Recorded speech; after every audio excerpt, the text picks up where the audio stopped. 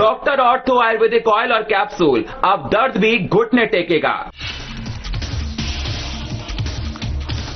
पंतनगर में 2 दिवसीय north zone अन्वेषण 2025 का शुभारंभ। 400 से अधिक युवा वैज्ञानिक ने रखे अपने विचार। अन्वेषण जैसे मंच विचारों को बदलने के माध्यम। नैनीताल में विधायक राम सिंह ने गांवों का किया दौरा। विधायक ने सुनी ग्रामीणों की समस्या, बंदरों के बढ़ते प्रकोप पर जताई चिंता। नैनीताल में संविधान दिवस के अवसर पर कार्यक्रम। भारत रत्न भीमराव अंबेडकर को किया गया याद, बच्चों को बताए गए संविधान के महत्व।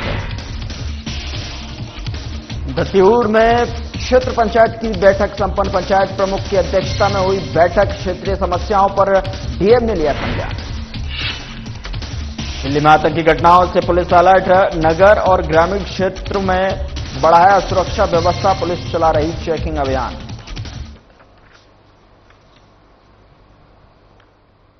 नमस्कार, मैं हूं आपके साथ गौरव राजेंद्र। बुलेटिन की शुरुआत करते हैं। सीएम पुष्कर सिंह धामी हल्द्वानी पहुंचे। सीएम धामी ने अंतर्राष्ट्रीय सहकारिता के उपलक्ष्य में आयोजित सहकारिता मेले में मुख्य अतिथि के रूप में शिरकत की। कार्यक्रम में नैनीताल सांसद अजय भट्ट भी उपस्थित रहे। आइए अब आपको सीधा लिए चलते हैं एमबी इंटर कॉलेज हल्द्वानी, जहां सीएम पुष्कर सिंह धामी उपस्थित जनसमूह को संबोधित कर रहे हैं। मिलने का सौभाग्य प्राप्त हो रहा है, आप सबके बीच में आने का सौभाग्य प्राप्त हो रहा है। और जैसा कि मुझे बताया गया है, सहकारिता से पर्यटन विकास, इस थीम पर आयोजित इस 7 दिवसीय मेले में हमारी विभिन्न सहकारिता समितियां, स्वयं सहायता समूह और किसानों भाई बहनों के उत्पादों को प्रदर्शित करने का एक ये मंच है।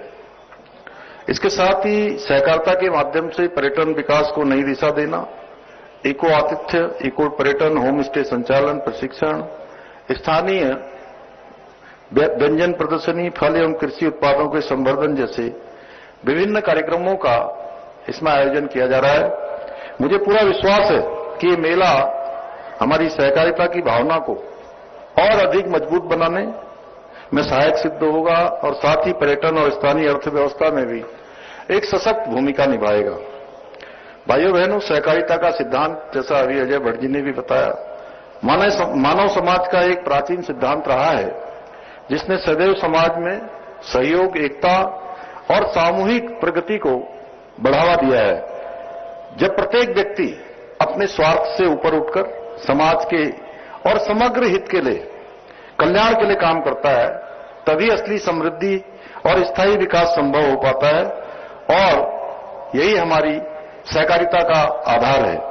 आज के आधुनिक और प्रतिस्पर्धी युग में सहकारिता का महत्व पहले से भी कहीं और अधिक बढ़ गया है। इसी को देखते हुए संयुक्त राष्ट्र संघ ने 2025 को, इस वर्ष को अंतर्राष्ट्रीय सहकारिता वर्ष घोषित किया है, ताकि वैश्विक सहयोग को बढ़ावा देकर सतत विकास के लक्ष्यों को प्राप्त किया जा सके। हमारे देश में भी सहकार से समृद्धि के स्वप्न को साकार करने के लिए आदरणीय प्रधानमंत्री श्री नरेंद्र मोदी जी ने ऐतिहासिक निर्णय लेते हुए एक अलग सहकारिता मंत्रालय का गठन करने का निर्णय लिया। और आज केंद्रीय सहकारिता एवं गृह मंत्री अमित शाह जी के नेतृत्व में ये मंत्रालय देश में सहकारिता के आंदोलन को और अधिक संगठित और भविष्योन्मुखी बनाने की दिशा में अभूतपूर्व तरीके से काम कर रहा है। भाइयों बहनों, आदरणीय प्रधानमंत्री जी के मार्गदर्शन और उनके सहयोग से हमारी सरकार भी राज्य में सहकारिता को जन जन तक पहुंचाने के लिए कई कदम उठा रही है। इसी का परिणाम है पूरे देश में बहुउद्देशीय सहकारी समितियों के कंप्यूटरीकरण के कार्य की शुरुआत सबसे पहले कहीं हुई है तो देवभूमि उत्तराखंड में हुई है। आज प्रदेश की 671 सहकारी समितियों के कंप्यूटरीकरण का कार्य पूरा हो चुका है। ये समितियां अब पूरी तरह से डिजिटल माध्यम से कार्यरत है, जिससे हमारे किसान भी ऑनलाइन सेवाओं से जुड़कर उन सुविधाओं का लाभ उठा पा रहे हैं। इसके अलावा आज हमारी 24 समितियां जन औषधि केंद्र के रूप में भी काम कर रही है, जहां ग्रामीण जनता को सस्ती और गुणवत्तापूर्ण दवाइयां मिल रही हैं। साथ ही 640 समितियों को कॉमन सर्विस सेंटर के रूप में भी विकसित किया गया है।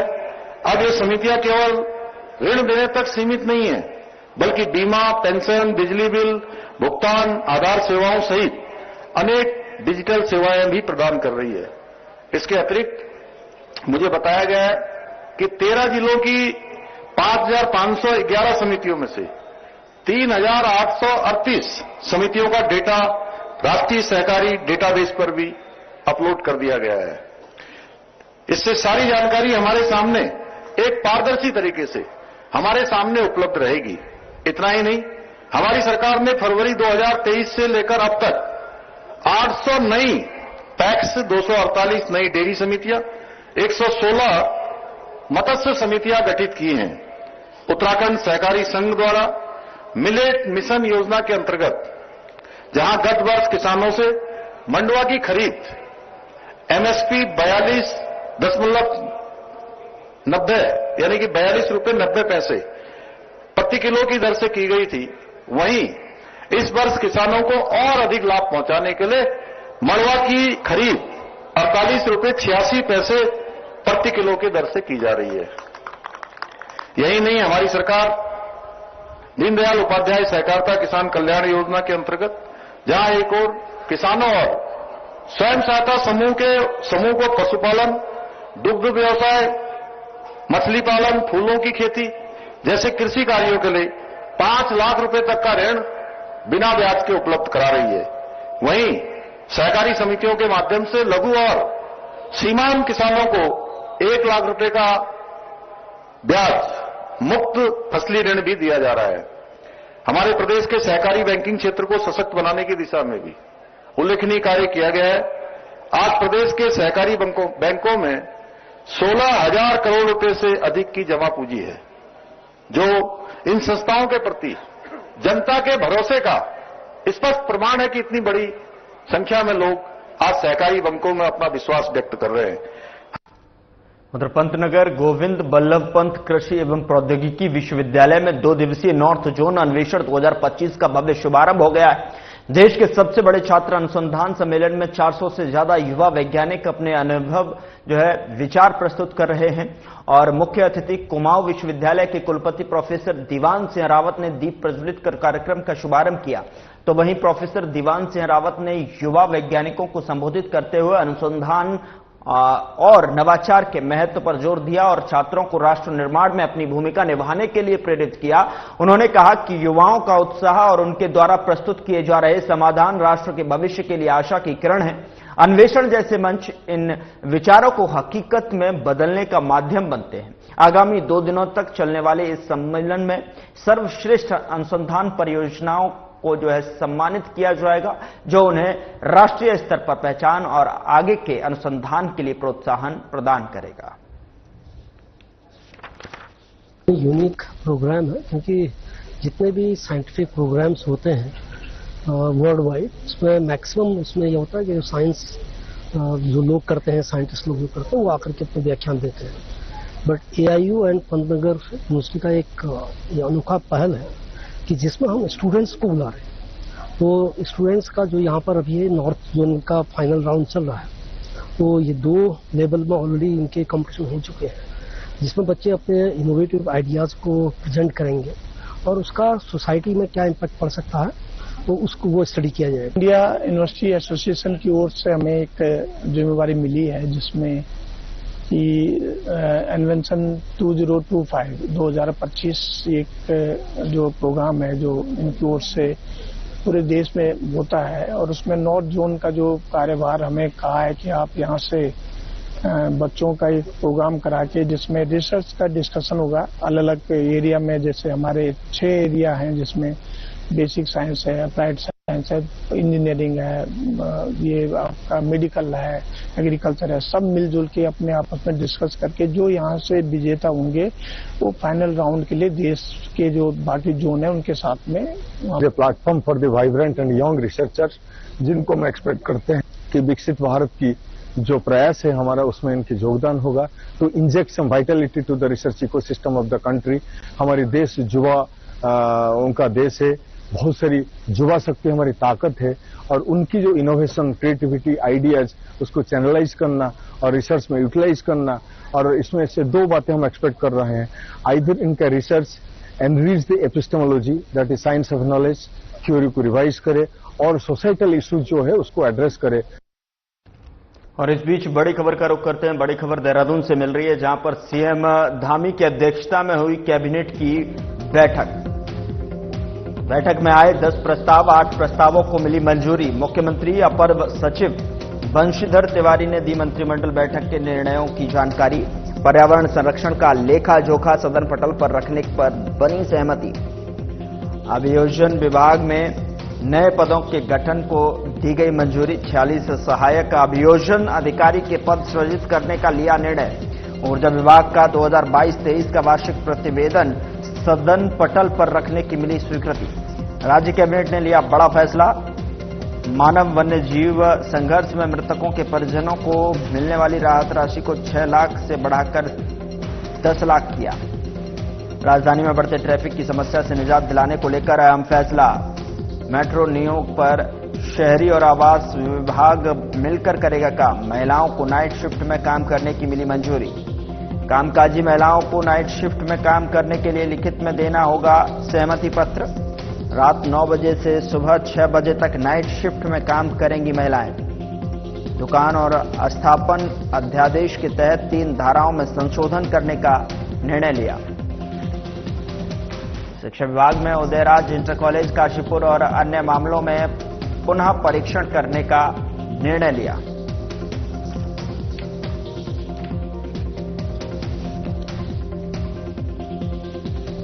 इसके अलावा जो मुद्दे माननीय मंत्रिमंडल के समक्ष रखे गए, उसमें पर्यावरण संरक्षण एवं जलवायु परिवर्तन विभाग उत्तराखंड शासन के द्वारा जो उनका लेखा जोखा है वो विधानसभा के पटल पर रखने जाने के लिए का प्रस्ताव था, जिसको सहमति प्रदान की गई।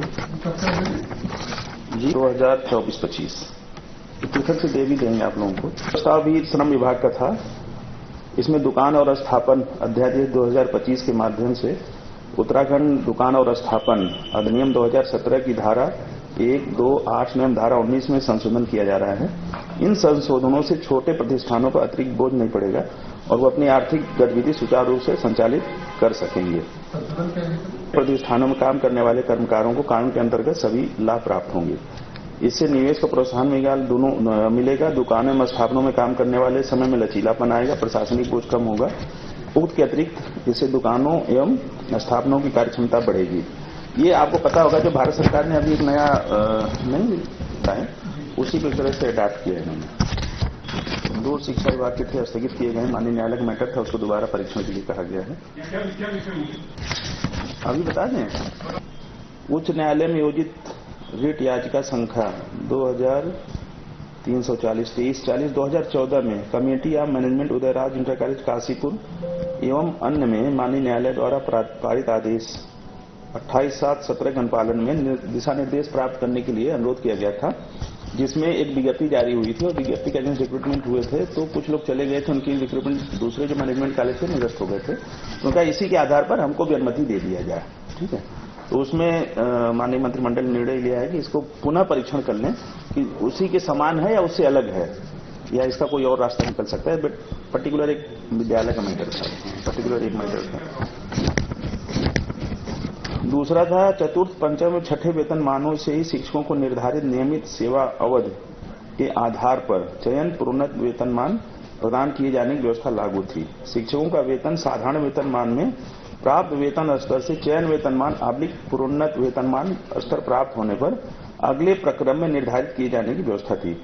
इस व्यवस्था के अतिरिक्त वेतन वृद्धि दिए जाने का कोई प्रावधान नहीं था। ठीक है, इसमें माध्यमिक शिक्षा विभाग ने कहा था, रिक्वेस्ट किया था, इसमें भ्रम की स्थिति और अस्पष्टता का अभाव है। कतिपय शिक्षकों द्वारा वही पुनः माननीय न्यायालय में चैलेंज किया गया था। शासनादेश 6 सितंबर 2019 एवं उसका स्पष्टीकरण शासनादेश दिनांक 13 सितंबर 2019 के आधार पर चुनौती दी गई है। नियमों की प्राप्ति शासनादेश से उच्च होती तथा अतिरिक्त नियम कोई संशोधन नहीं किया गया है। अभियोजन संवर्ग के ढांचे का पुनर्गठन पर भी सहमति दी गई है। इसमें जो अभियोजन विभाग में अभियोजन संवर्ग के कुल 142 पद के सापेक्ष सहायक अभियोजन अधिकारी के कुल 91 पद सृजित हैं। वर्तमान में राज्य में स्थापित लगभग 385 न्यायालयों के सापेक्ष वर्तमान में अभियोजकों की संख्या बहुत कम होने के दृष्टिगत न्यायालय में प्रभावी पैरवी माननीय न्यायालय में नहीं हो पा रही थी। तो इन पदों को संशोधित करते हुए अतिरिक्त 46 पद सहायक अभियोजन अधिकारी के स्वीकृत किए गए हैं, जिस पर माननीय मंत्रिमंडल ने अपना अनुमोदन दिया। एक श्रम विभाग का था, राज्य की दुकानों एवं स्थापनों में महिला कर्मकारों को रात्रि 9 बजे से प्रातः 6 बजे तक कार्य करने की सशर्त छूट प्रदान की गई है। इसमें महिला कर्मकारों की सुरक्षा का पर्याप्त प्रावधान किया गया है। इस प्रावधान से महिला कर्मकारों को कार्य करने का अधिक अवसर प्राप्त होंगे। रात्रिकालीन महिला कर्मकारों को कार्य में तभी लिया जा सकता है जब उनके द्वारा इस संबंध में पूर्व हुई लिखित सहमति प्राप्त कर ली जाए। इससे महिला कर्मकारों को एक लैंगिक समानता की व्यवस्था प्रभावी होगी। तो ये जो सहमति वाला है, जो प्रस्ताव था, इस पर भी माननीय मंत्रिमंडल की जो सहमति दी। एक वन विभाग का था, मानव वन्यजीव संघर्ष राहत वितरण निधि नियमावली 2025 का संशोधन। इसमें जैसा माननीय मुख्यमंत्री जी ने घोषणा किया था, आप सभी लोग जानते हैं, इसमें नियमावली प्रावधान के अनुसार वर्तमान में मानव मृत्यु की दशा में 6 लाख की धनराशि मृतक के आश्रितों को दी जाती है। इसको बढ़ा करके जो अनुग्रह राशि है वो प्रति व्यक्ति 10 लाख की गई है। पहले 6 लाख रुपए थे। कोई मानव वन्यजीव संघर्ष में जब किसी की दुखद मृत्यु होती थी 6 लाख रुपए दिए जाते थे। अभी इसको बढ़ा करके 10 लाख कर दिया गया था। कि माननीय मुख्यमंत्री जी ने अभी परसों ही आपने देखा होगा, प्रेस नोट भी जारी हुआ था, उन्होंने कहा कि उसका पूरा खर्च जो है राज्य सरकार उठाएगी। यहां रुक रहे एक छोटे से ब्रेक के लिए। ब्रेक के उस पार खबरों का सिलसिला लगातार जारी है।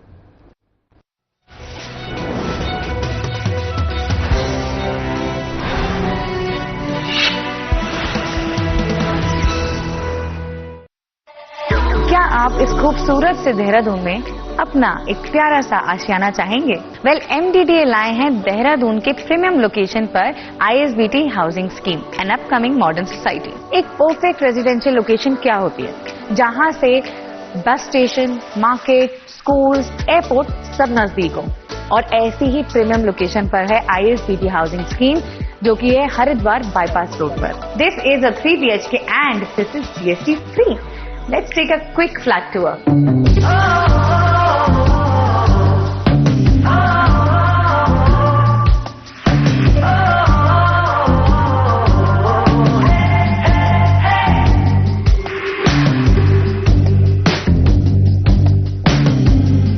यहाँ पे आपको एक स्पेशल बुकिंग डिस्काउंट भी मिल रहा है, तो इंतजार किस चीज का? MDDA की ISBT housing scheme is calling for you.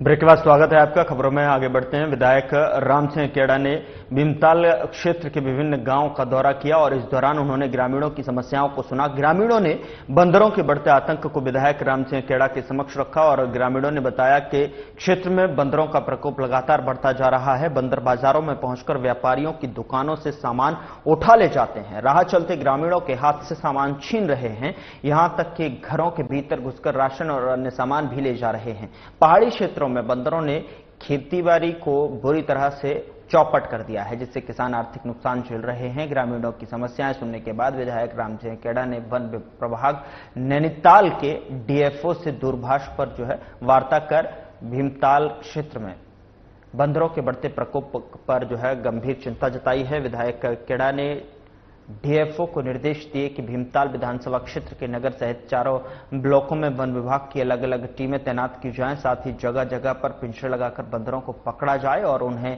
घने जंगलों में छोड़ा जाए।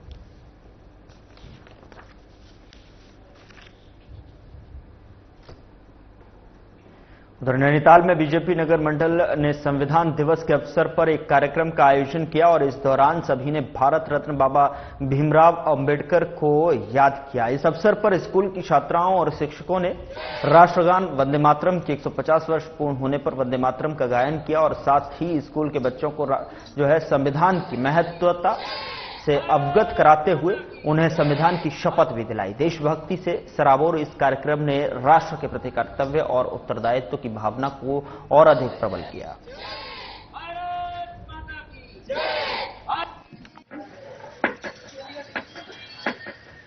मैं प्रतिज्ञा करता हूं कि संविधान के प्रति सच्ची श्रद्धा और निष्ठा रखूंगा। भारत की संप्रभुता और अखंडता को बनाए रखूंगा और अपने पद के कर्तव्यों का निष्ठापूर्वक पालन करूंगा। भारत माता की, भारत माता की। उधर भारतीय संविधान दिवस के अवसर पर जनपद टिहरी गढ़वाल पुलिस ने संविधान के प्रति अपनी निष्ठा और कर्तव्यों के निर्वहन का संकल्प दोहराया। बता दें कि एसएसपी आयुष अग्रवाल के निर्देशन में पुलिस कार्यालय, पुलिस लाइन और सभी थाना चौकियों में संविधान दिवस कार्यक्रम उत्साह के साथ आयोजित किए गए और पुलिस कार्यालय और पुलिस लाइन में आयोजित मुख्य कार्यक्रम का नेतृत्व अपर पुलिस अधीक्षक जेआर जोशी ने किया। उन्होंने उपस्थित सभी पुलिस अधिकारियों और कर्मचारियों को संविधान की प्रस्तावना और मूल कर्तव्यों की शपथ दिलाई। उन्होंने इस बात पर जोर दिया कि टिहरी पुलिस सदैव संविधान के संरक्षण, सम्मान और पालन के लिए प्रतिबद्ध रहकर जनता की सुरक्षा और सेवा में पूर्ण निष्ठा के साथ कार्य करती रहेगी। कार्यक्रम का समापन राष्ट्रीय एकता, संवैधानिक मूल्यों की रक्षा और व्यवस्था को सुदृढ़ बनाए रखने के अटल संकल्प के साथ किया गया।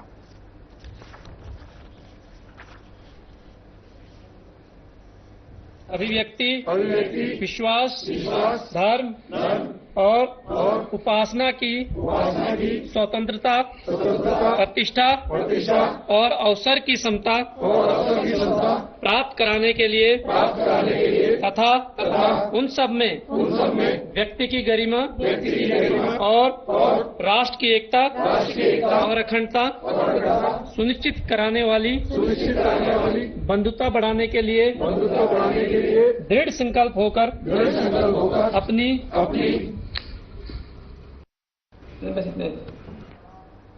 और इस बीच बड़ी खबर का रुख करते हैं। बड़ी खबर नई दिल्ली से है, जहां पर कृषि और ग्राम्य विकास मंत्री गणेश जोशी का दिल्ली दौरा। केंद्रीय कृषि और ग्रामीण विकास मंत्री शिवराज सिंह चौहान से मुलाकात की, बद्रीनाथ धाम का प्रसाद और शॉल भेंट किया। दोनों के बीच कृषि और ग्रामीण विकास से जुड़े अनेक महत्वपूर्ण विषयों पर विस्तारपूर्वक चर्चा हुई। मंत्री गणेश जोशी ने पीएमजीएसवाई आवास योजना अंतर्गत वर्तमान स्वीकृत अनुदान राशि बढ़ाने का अनुरोध किया। पीएमजीएसवाई 1 के कार्यों को पूर्ण करने के लिए समय सीमा को मार्च 2026 तक बढ़ाने की मांग। पीएमजीएसवाई 3 कार्यों की पूर्णता के लिए 1 वर्ष का अतिरिक्त विस्तार देने की भी मांग की गई है। मनरेगा के अकुशल श्रमिकों की दैनिक मजदूरी में बढ़ोतरी के मुद्दे को भी केंद्रीय मंत्री के समक्ष रखा।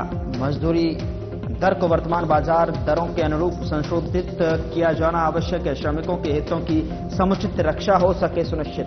प्रदेश में इस वर्ष आई आपदाओं से कृषि भूमि और विभागीय परिसंपत्तियों को हुए व्यापक नुकसान। पीएमआरकेवीवाई योजना की दूसरी किस्त अब मुक्त करने का अनुरोध किया। आपदा में हुए नुकसान की योजनाओं के माध्यम से की जाएगी क्षतिपूर्ति। शिवराज सिंह चौहान की तरफ से कहा गया है शीघ्र ही पीएमआरकेवीवाई योजना की दूसरी किस्त स्वीकृत की जाएगी। सभी बिंदुओं पर सकारात्मक रुख दिखाते हुए शीघ्र कार्रवाई का आश्वासन दिया।